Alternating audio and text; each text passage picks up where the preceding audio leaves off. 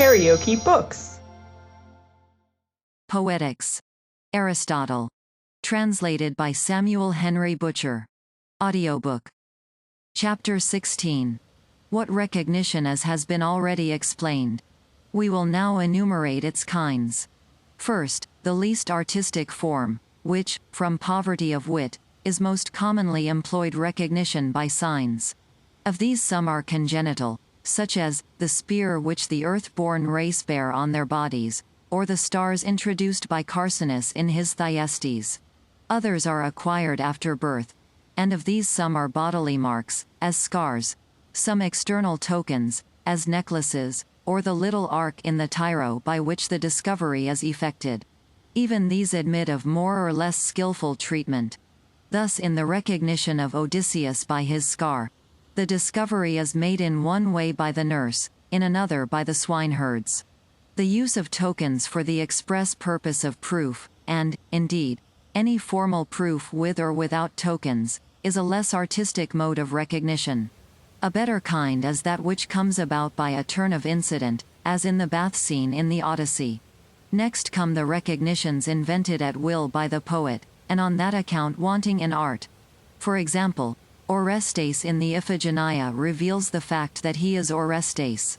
She, indeed, makes herself known by the letter, but he, by speaking himself, and saying what the poet, not what the plot requires. This, therefore, is nearly allied to the fault above mentioned, for Orestes might as well have brought tokens with him. Another similar instance is the voice of the shuttle, in the Tereus of Sophocles. The third kind depends on memory when the sight of some object awakens a feeling, as in the Cyprians of Diogenes, where the hero breaks into tears on seeing the picture, or again in the Lay of Alcinous, where Odysseus, hearing the minstrel play the lyre, recalls the past and weeps, and hence the recognition.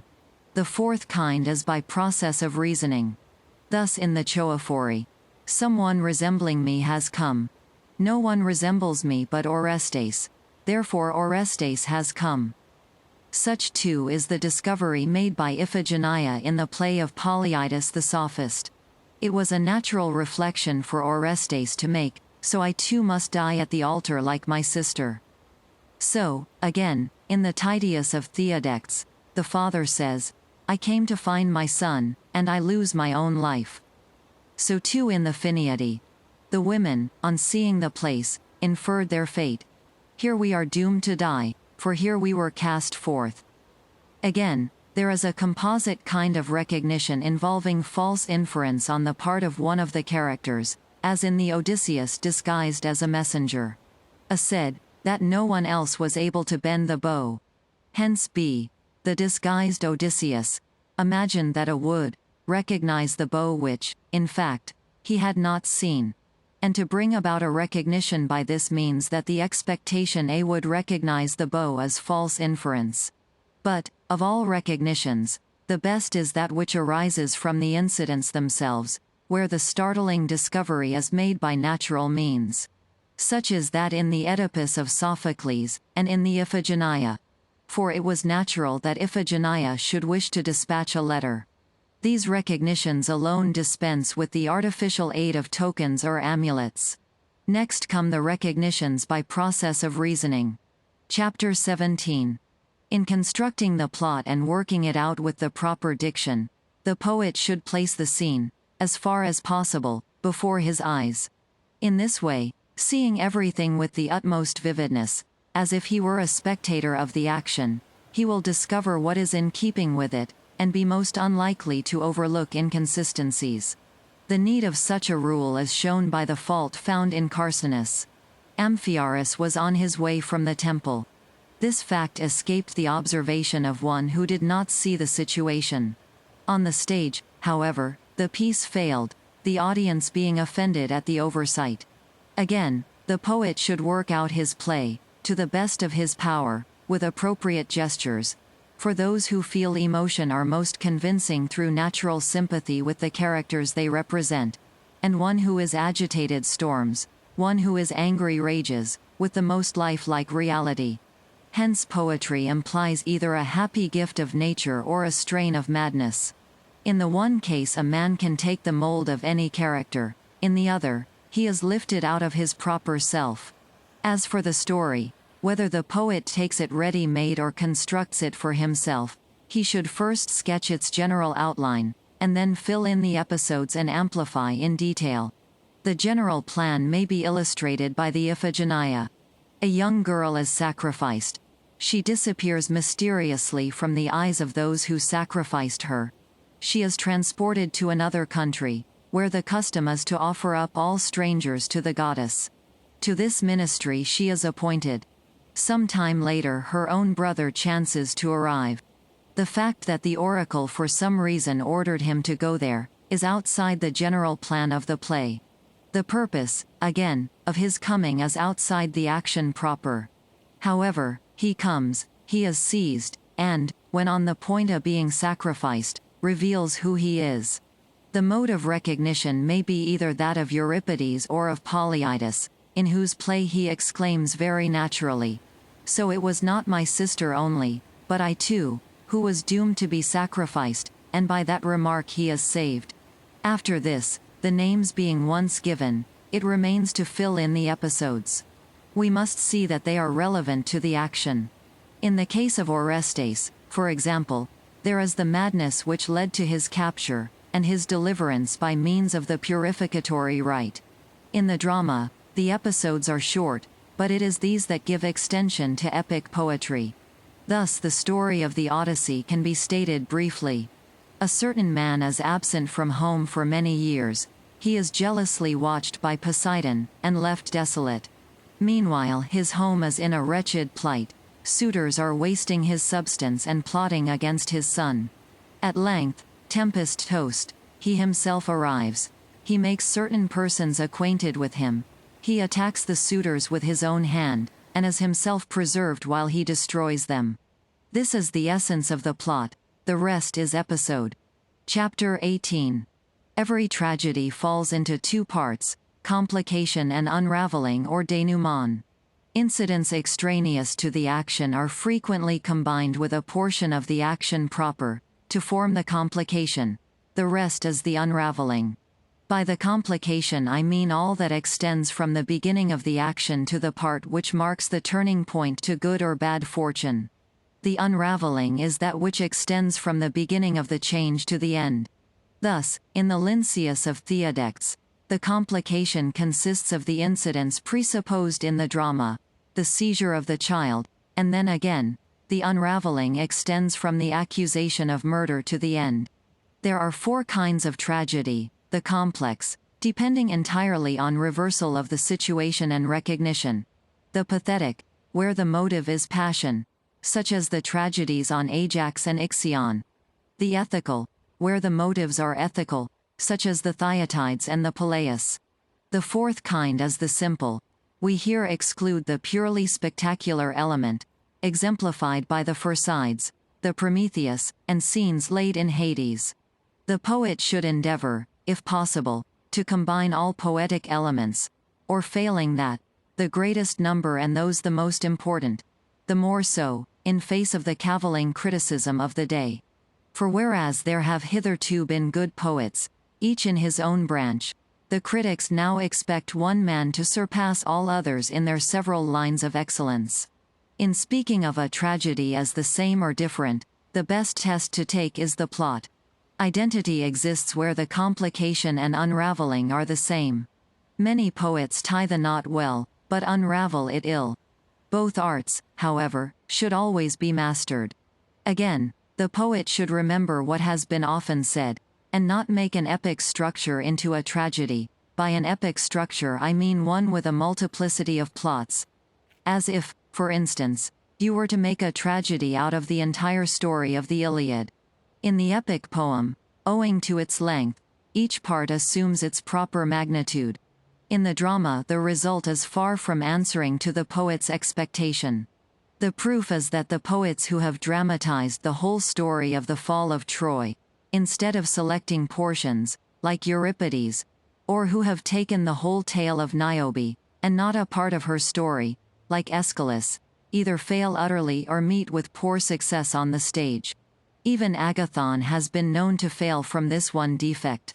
In his reversals of the situation, however, he shows a marvelous skill in the effort to hit the popular taste, to produce a tragic effect that satisfies the moral sense. This effect is produced when the clever rogue, like Sisyphus, is outwitted, or the brave villain defeated. Such an event is probable in Agathon's sense of the word. It is probable, he says, that many things should happen contrary to probability. The chorus too should be regarded as one of the actors. It should be an integral part of the whole, and share in the action, in the manner not of Euripides but of Sophocles. As for the later poets, their choral songs pertain as little to the subject of the piece as to that of any other tragedy. They are, therefore, sung as mere interludes, a practice first begun by Agathon.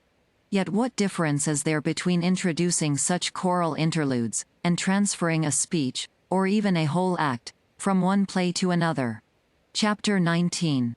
It remains to speak of diction and thought, the other parts of tragedy having been already discussed.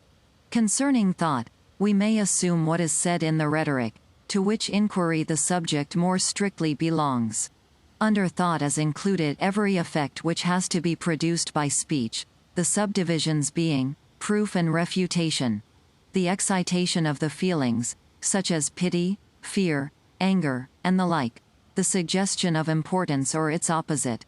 Now, it is evident that the dramatic incidents must be treated from the same points of view as the dramatic speeches, when the object is to evoke the sense of pity, fear, importance, or probability.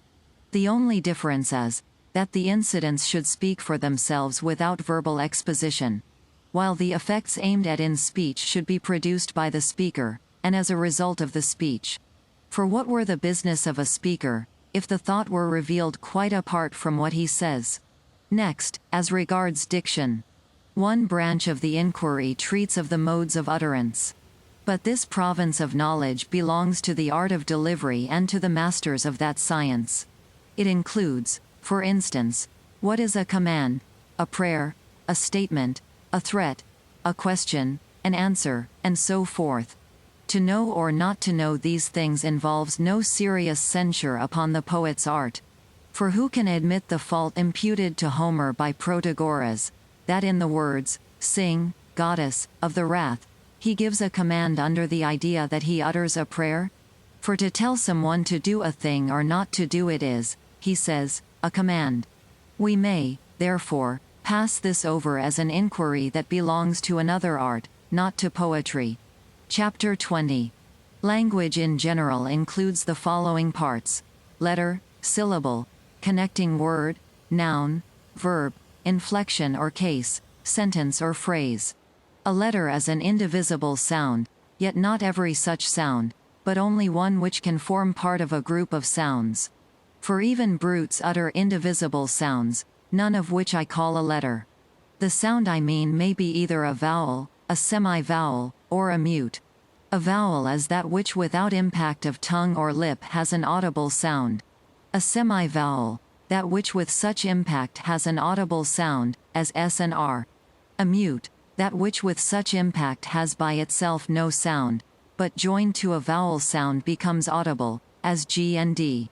These are distinguished according to the form assumed by the mouth and the place where they are produced, according as they are aspirated or smooth, long or short, as they are acute, grave, or of an intermediate tone, which inquiry belongs in detail to the writers on meter. A syllable is a non-significant sound, composed of a mute and a vowel. For gr without a is a syllable, as also with a, gra. But the investigation of these differences belongs also to metrical science. A connecting word is a non-significant sound, which neither causes nor hinders the union of many sounds into one significant sound. It may be placed at either end or in the middle of a sentence. Or, a non-significant sound, which out of several sounds, each of them significant, is capable of forming one significant sound, as alpha mu theta iota, pi epsilon rho iota, and the like. Or, a non-significant sound, which marks the beginning, end, or division of a sentence. Such, however, that it cannot correctly stand by itself at the beginning of a sentence, as mu epsilon nu, eta tau omicron iota delta epsilon. A noun is a composite significant sound, not marking time, of which no part is in itself significant. For in double or compound words we do not employ the separate parts as if each were in itself significant. Thus in Theodorus, God-given, the delta omega rho omicron nu, or gift, is not in itself significant. A verb is a composite significant sound, marking time, in which, as in the noun, no part is in itself significant. For man, or white, does not express the idea of when, but he walks, or he has walked, does connote time, present or past. Inflection belongs both to the noun and verb, and expresses either the relation of to, or the like, or that of number, whether one or many, as man, or men, or the modes or tones in actual delivery, e.g., a question or a command. Did he go? And go are verbal inflections of this kind. A sentence or phrase is a composite significant sound, some at least of whose parts are in themselves significant. For not every such group of words consists of verbs and nouns. The definition of man, for example, but it may dispense even with the verb. Still it will always have some significant part, as, in walking, or, Cleon son of Cleon. A sentence or phrase may form a unity in two ways, either as signifying one thing, or as consisting of several parts linked together. Thus the Iliad is one by the linking together of parts, the definition of man by the unity of the thing signified. Chapter 21. Words are of two kinds, simple and double. By simple I mean those composed of non-significant elements, such as gamma eta. By double or compound, those composed either of a significant and non-significant element, though within the whole word no element is significant, or of elements that are both significant. A word may likewise be triple, quadruple, or multiple in form, like so many Massilian expressions, e.g., Hermo Keiko Xanthus who prayed to Father Zeus greater than. Every word is either current, or strange, or metaphorical, or ornamental, or newly coined, or lengthened, or contracted, or altered. By a current or proper word I mean one which is in general use among a people. By a strange word, one which is in use in another country. Plainly, therefore, the same word may be at once strange and current, but not in relation to the same people. The word, sigma iota gamma upsilon nu omicron nu, lance, is to the Cyprians a current term but to us a strange one. Metaphor is the application of an alien name by transference either from genus to species, or from species to genus, or from species to species, or by analogy, that is, proportion. Thus from genus to species, as, there lies my ship, for lying at anchor is a species of lying. From species to genus, as, verily 10,000 noble deeds hath Odysseus wrought, for 10,000 is a species of large number, and is here used for a large number generally. From species to species, as, with blade of bronze drew away the life, and, cleft the water with the vessel of unyielding bronze. Here, alpha rho upsilon rho alpha iota, to draw away, is used for tau alpha mu epsilon iota nu, to cleave, and tau alpha mu epsilon iota nu, again for alpha rho upsilon alpha iota, each being a species of taking away. Analogy or proportion is when the second term is to the first as the fourth to the third. We may then use the fourth for the second, or the second for the fourth. Sometimes too we qualify the metaphor by adding the term to which the proper word is relative. Thus the cup is to Dionysus as the shield to Ares. The cup may, therefore, be called the shield of Dionysus, and the shield, the cup of Ares. Or, again, as old age is to life, so is evening to day. Evening may therefore be called the old age of the day, and old age, the evening of life, or, in the phrase of Empedocles, life's setting sun. For some of the terms of the proportion there is at times no word in existence. Still the metaphor may be used. For instance, To scatter seed is called sowing, but the action of the sun in scattering his rays is nameless. Still this process bears to the sun the same relation as sowing to the seed. Hence the expression of the poet, sowing the God-created light. There is another way in which this kind of metaphor may be employed. We may apply an alien term, and then deny of that term one of its proper attributes. As if we were to call the shield, not the cup of Ares, but the wineless cup. An ornamental word. A newly coined word is one which has never been even in local use, but is adopted by the poet himself. Some such words there appear to be, as epsilon rho nu upsilon gamma epsilon sigma, sprouters, for kappa epsilon rho alpha tau alpha, horns, and alpha rho eta tau eta rho, supplicator, for iota epsilon rho epsilon upsilon sigma, priest. A word is lengthened when its own vowel is exchanged for a longer one, or when a syllable is inserted. A word is contracted when some part of it is removed.